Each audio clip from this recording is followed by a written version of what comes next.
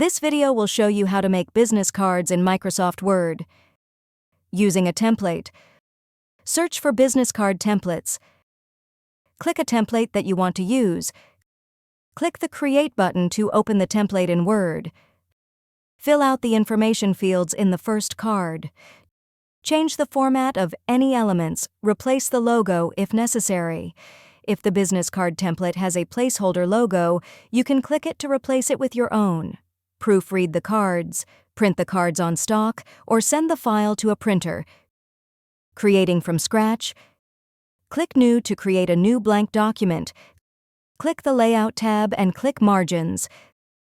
Select Narrow to make the margins a little smaller than the default setting.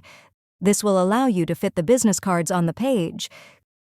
Click the Insert tab and then click Table. Create a 2x5 table. Right-click on the table's selection crosshair and select Table Properties. Set the alignment of the table to center. Click the Row tab and check the Specify Height box. Click the Column tab and check the Specify Width box.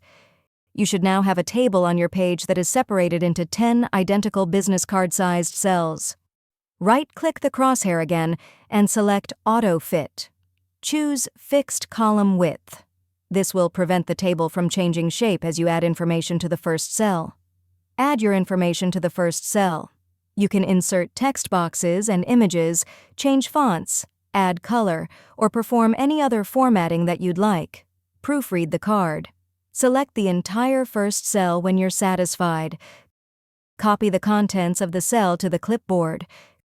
Click in the next cell and paste the copied information. Right-click the crosshair again and select Table Properties. Click the Borders and Shading button and select None for the border.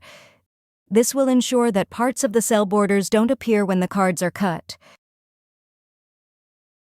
If you found this video helpful, please click the like button and subscribe to our channel for even more helpful tutorials.